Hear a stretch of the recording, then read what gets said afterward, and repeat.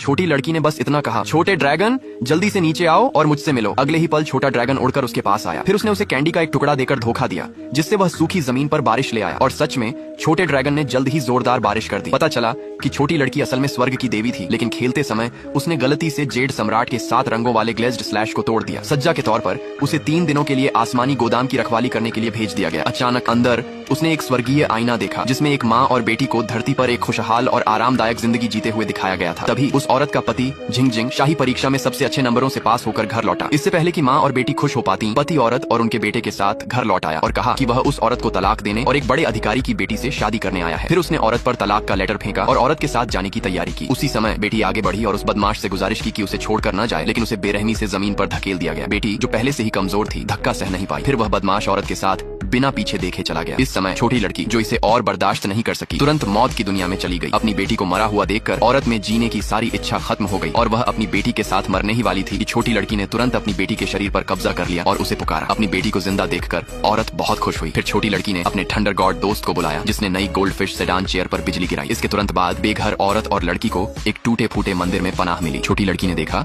कि औरत का पेट छोटा हो गया है, इसलिए उसने उनके लिए खाना लाने के लिए एक पहाड़ी आत्मा को बुलाया। फिर उसने उनके लिए एक घर का इंतजाम करने के लिए एक लोकल धरती देवता को बुलाया। फिर उसने कहा कि अगले दिन वह अकाल के दौरान उस औरत के साथ फसल बोएगी। अगले दिन छोटी लड़की ने सूखी जमीन देखी और मुश्किल में पड़ गई। वह एक बाग में गई और एक छोटे ड्रैगन को बुलाया, उसे दुनिया में बारिश लाने के लिए कहा। अचानक उस बदमाश के बेटे ने यह देख लिया। इसके तुरंत बाद वह बदमाश भीड़ के सामने आए और सबके लिए पानी मांगने लगे। उसके कहने पर जोरदार बारिश हुई, जिससे वह तुरंत लकी चार्म बन गया। लेकिन छोटी लड़की को तथाकथित टाइटल की परवाह नहीं थी। खाने की प्रॉब्लम सॉल्व करने के बाद उसने उस औरत के लिए पति ढूंढने के बारे में सोचा। तभी उसने राजकुमार को अपनी गाड़ी में जाते हुए देखा, इसीलिए उसने पहाड़ों में अपने दोस्तों से राजकुमार को जंगल में घुमाने में मदद करने के लिए कहा। फिर अंधेरे का बहाना बनाकर उसने राजकुमार को अपने घर में बुलाया। जैसे ही छोटी लड़की उन दोनों को कुछ समय अकेले बिताने वाली थी, राजकुमार को अचानक सिर दर्द होने लगा। यह देखकर छोटी लड़की ने तुरंत कहा कि वह उसे ठीक कर सकती है। इसी समय राजकुमार के गार्ड बदमाश और उसके बेटे के साथ वहां आ गए। फिर गार्ड्स ने फू बाओ से प्रिंस का सिर दर्द ठीक करने को कहा। अचानक फू बाओ आगे बढ़ा, लेकिन कोई फायदा नहीं हुआ। इस समय लड़की ने कहा कि उसके पास एक तरीका है। बुरी आत्मा को पूरी तरह से निकालने के लिए